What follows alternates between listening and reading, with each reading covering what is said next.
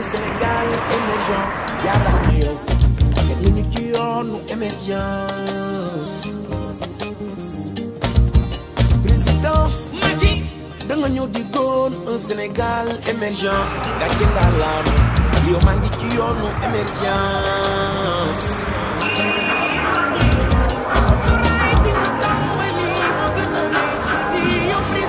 Le ministre de le cabinet de son Excellence, Monsieur le Président de la République, qui conduit la délégation. Bonjour madame.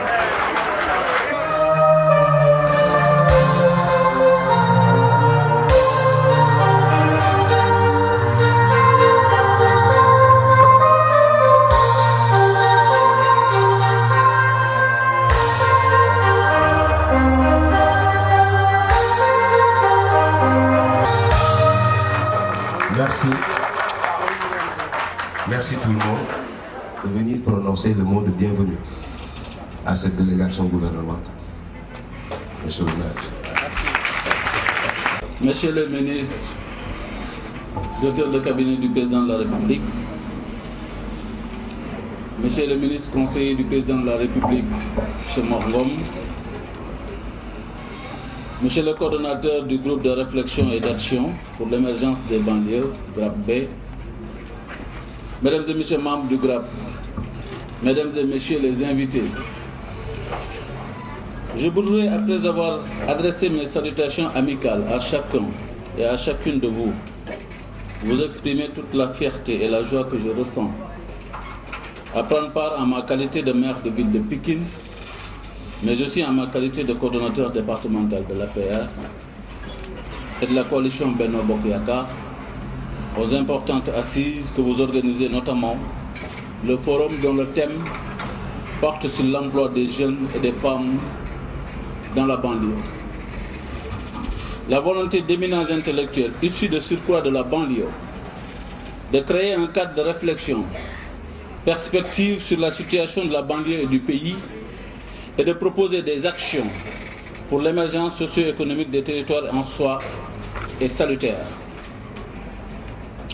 Par ailleurs, la mise en synergie par les membres de GRAP de leurs idées et de leurs actions à travers la formule du think tank de servir de catalyseur aux multiples initiatives et projets développés par le gouvernement dans une approche de promotion du civisme et de la citoyenneté responsable et d'une solidarité des communautés porteuses d'accès durable à des sources de revenus constantes mérite d'être soutenue et appuyée. Cette approche justifie amplement, et si besoin en est, le choix du thème du forum, l'emploi des jeunes dans les banlieues. Le président Macky Sall a une claire conscience de l'enjeu lié à la problématique de l'emploi des jeunes au Sénégal et s'évertue à développer des stratégies et mécanismes par la création d'agences et de mise en place de fonds dédiés. On pourrait citer l'ANPEJ, l'Agence nationale pour la promotion de l'emploi des jeunes, les DAC avec le PRODAC, la DER qui récemment d'ailleurs a permis à son Excellence de faire le lancement des premiers financements d'un montant de 10 milliards, le PAPEJ, etc. Plusieurs mécanismes donc mis en place pour accompagner cette dynamique d'employabilité et d'emploi des jeunes. Monsieur le maire de la ville de Pikine, M. Abdoulaye Timbo, Mesdames, Messieurs les participants, distingués invités, chers membres du GRAP, c'est avec une grande fierté et une émotion non feinte que le groupe de réflexion et d'action citoyenne, d'action pour l'émergence des banlieues, le GRAP B, vous accueille sous ce chapiteau du Technopôle de Pikine pour acter avec les illustres autorités, invités, amis et partenaires que vous êtes, l'engagement des filles et fils des banlieues dans la recherche des solutions, le portage d'initiatives à même d'adresser les défis qui se posent à nous dans la voie de l'émergence tracée par son Excellence, Monsieur le Président de la République, Macky Sall. Je ne reviendrai pas sur le contexte extrêmement important et la justification de ce forum. Dans des départements, notamment 3 départements, qui polarisent une part importante de demandeurs d'emploi et qui cherchent des solutions endogènes pour la prise en charge de leurs priorités, cette question de l'emploi. Cette part importante de population jeune qui est apparue dans les statistiques de M. le maire de la ville de Pikine et qui est apparue aussi dans les statistiques des thèmes de référence. Nous savons que cette population qui est constituée à majorité jeune s'interroge et le GRAP, en tant que groupe de réflexion et d'action pour l'émergence des banlieues, s'inscrit dans la perspective tracée par M. le Président de la République pour mobiliser les communautés et à travers cette parfaite symbiose des différentes entités qui la composent pour chercher la voie la plus pertinente pour répondre à ces défis-là. C'est un plaisir multiple qui m'anime de prendre la parole ici devant cette auguste assemblée. Des personnalités responsables, averties, qui ont pris une décision d'organiser un forum. Forum sur l'emploi des jeunes et des femmes dans des localités respectives. Cela veut dire quoi? Nous allons nous poser des questions. Et au bout, nous pensons que toutes ces questions trouveront des réponses ou des solutions. L'emploi est une problématique mondiale. Ce n'est pas simplement au Sénégal, ce n'est pas simplement à ces 3 départements, mais c'est une problématique mondiale. Je me rappelle, il y a quelque temps en France, tellement la problématique s'était posée qu'ils étaient en train de vouloir chercher des solutions, allant jusqu'à diminuer le temps de travail, pensant qu'en diminuant le temps de travail à 35 heures, ils allaient en créer des emplois pour résorber. C'est vrai, mais c'était une goutte d'eau dans l'océan. Je crois que l'approche que nous devons avoir face à cette situation-là, elle doit être systémique. Systémique à tout point de vue. La première question que nous devons nous poser, c'est aujourd'hui quoi? C'est l'inadéquation des formations initiales face à la demande du marché de l'emploi.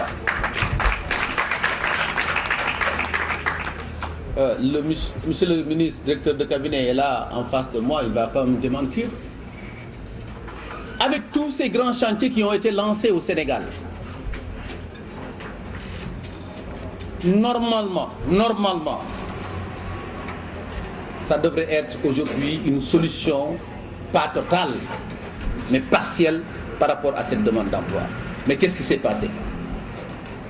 Il a fallu, pour certains emplois, aller chercher en dehors du Sénégal des qualifications. Est-ce normal cela? Et pourtant, ça s'est bien fait ici, à Diamniadio, pour trouver des ferrailleurs, pour trouver des plombiers, pour trouver je ne sais quoi. On a été parfois obligé d'aller chercher ces qualifications-là en dehors du Sénégal. Donc, voilà un problème qu'il faut régler.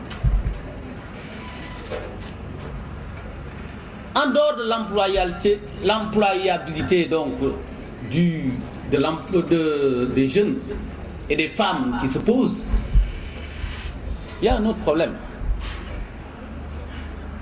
il faut que nous arrivions à casser ces mythes, ces barrières qui parfois nous hantent. Je donne encore un autre exemple. J'ai vécu à l'étranger. Mais pourquoi Mor Ngom, parce qu'il est sénégalais, accepte d'aller nettoyer des rues en France, accepte d'aller casser des baraques et des briques en France? Ici, je ne l'accepte pas.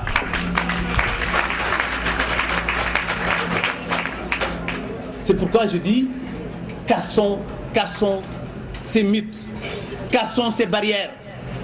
Le travail est pour moi une occupation que l'individu doit pouvoir exercer, et au bout, il y a une rémunération. À enrichir vos débats et donc vous accompagner dans les orientations de la politique publique de M. le Président de la République. En tout cas, félicitations, M. le ministre Mor Ngom, mon cher ami, mon grand frère, pour cette brillante intervention. Monsieur le coordinateur du GRAP B, groupe de réflexion d'action pour l'émergence des banlieues, représenté par mon ami Abdoulaye Dieng, coordinateur adjoint du groupe, en promotionnaire, parce que quelque part je suis pikinois.